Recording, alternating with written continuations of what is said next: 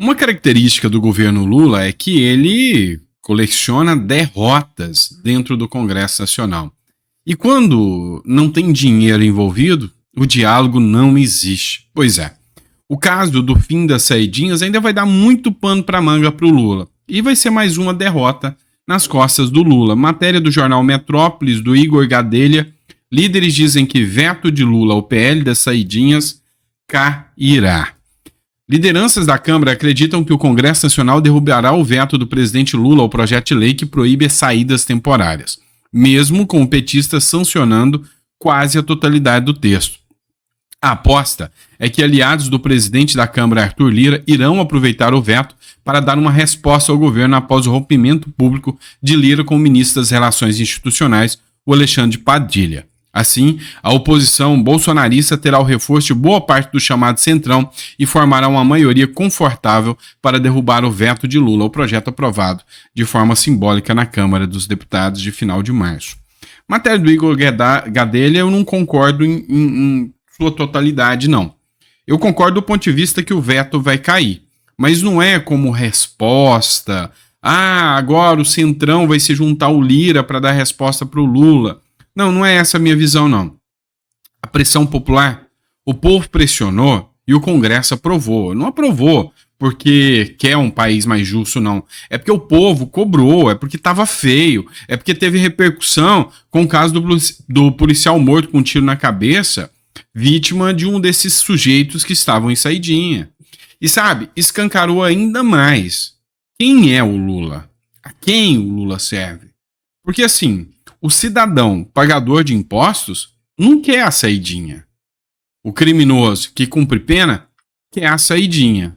O Lula agradou a quem? A quem o Lula serviu? Então fica escancarado, fica exposto aqui o quanto é grave, o quanto é um sintoma das mazelas da sociedade termos presidente da República, termos dirigentes do nosso país que entre agradar a população carcerária, ou seja, bandidos, e agradar o cidadão que é refém dos bandidos, ele opta pelo bandido. Pois é uma vergonha mesmo. Quem resolveu se manifestar depois de ter ganhado um fôlego? Toma coragem, Sérgio Moro. Exatamente. O Sérgio Moro se manifestou sobre o caso do Lula. Moro, após veto de Lula, confirma porque foi o favorito nos presídios, né? Ou seja, até o Moro fez críticas. O senador Sérgio Moro criticou o veto do presidente Lula ao projeto que acaba com as saídas temporárias. Parlamentar quer derrubada do veto. O senador Sérgio Moro foi um dos parlamentares da oposição a criticar o veto do presidente Luiz Inácio Lula da Silva ao projeto que acaba com as saídas temporárias. Para o parlamentar, a atitude do presidente de vetar a proposta aponta o porquê ele foi o candidato favorito nos presídios em referência às eleições de 2022. É o que eu estou escancarando para vocês aqui agora. Tem duas alas. A ala de quem é o que está atrás das grades e que deveria lá ficar, e a ala do que está atrás do cano do revólver, que não poderia ficar lá, que é o cidadão. Então, assim, é lógico que tem um apelo popular muito grande para que o fim das saidinhas acabe. Mas o Lula, ele não está preocupando com o interesse popular ou com o apelo popular. Ele está interessando em saber onde está a maioria dos seus votos. Ali dentro do presídio, não tenho certeza que é quase que unanimidade.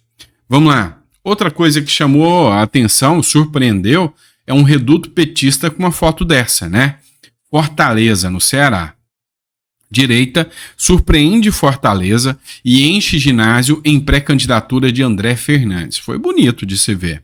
O eleitorado de direita surpreendeu nesta quinta-feira na maior cidade do Nordeste. Com o ginásio Paulo Serazati cheio, Fortaleza fez barulho e impulsionou a oficialização da campanha de André Fernandes à prefeitura da capital. Antes mesmo da abertura dos portões, o público já formava longas filas ao redor do ginásio, vestindo verde e amarelo e exibindo o símbolo das bandeiras e adereços patrióticos. A grande adesão de público confirmou as expectativas do PL, mas surpreendeu a oposição, que esperava um fluxo considerável, porém bem menor em quantidade. Como antecipado pelo Conexão Política, O evento dessa quinta-feira foi um dos maiores já realizados pelo Partido Liberal, que tem destacado o reduto cearense com prioridade na região do Nordeste. O ato, um amplo palanque, foi montado, recebendo não apenas políticos locais, mas também lideranças nacionais da legenda, como o senador Magno Malta, Marcos Rogério, além dos deputados Felipe Barros e Nicolas Ferreira, além do Bolsonaro, que lá estava. Nicolas Ferreira falou, vai ser o primeiro presidente da direita, prefeito da direita, que vai estar no Nordeste. E sabe, parece que o jogo está mudando e a esquerda está desesperada, porque a expectativa é que a adesão aos apoiados por Bolsonaro vai crescer muito. O governo Lula não tem povo. E o Bolsonaro aproveitou ali a crítica para jogar, né? Como é que pode um presidente sem povo? O povo não vai.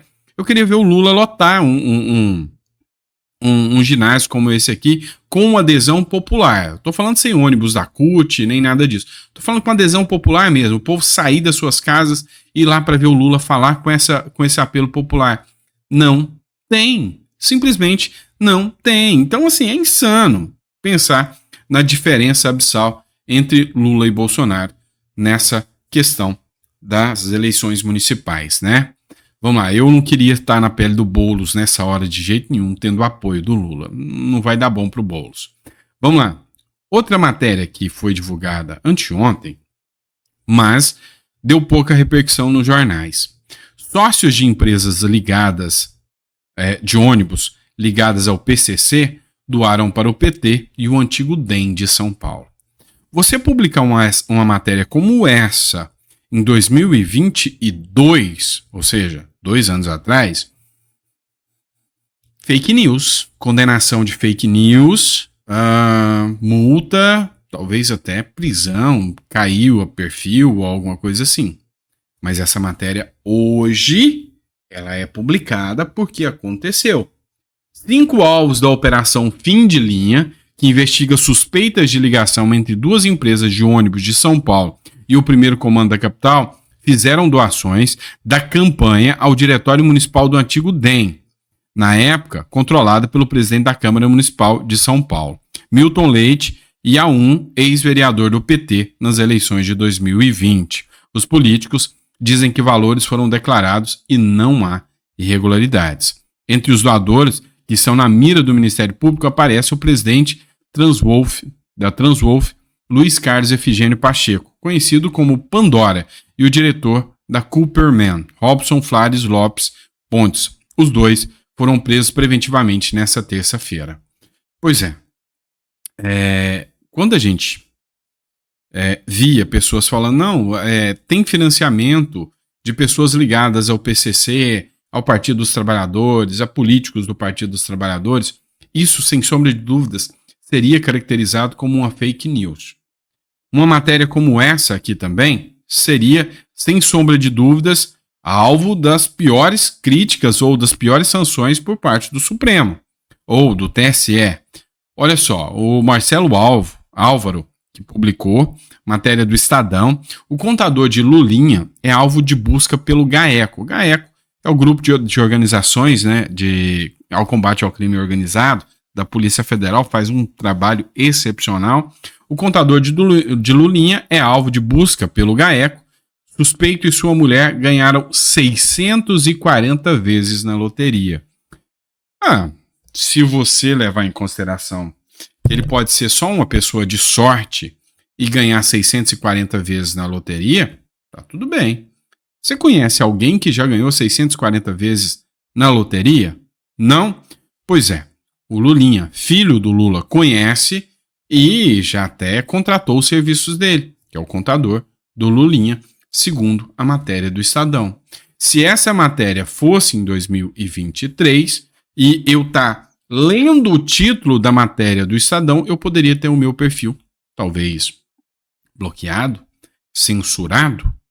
Pois é, deu para vocês entenderem um pouco aí da situação do que o Brasil se tornou, né? Outra matéria que a gente precisa discutir aqui, a matéria do Guilherme Derrite, falando ainda sobre as saidinhas. O sinal já havia sido dado em 2022, na comemoração dos presídios, ao final das eleições. Ao vetar o fim das saídas temporárias, fica nítido o lado que o atual governo federal decidiu proteger. Continuaremos lutando para que a vítima esteja no foco das decisões e não os criminosos. Então, escuta o que essa moça falou.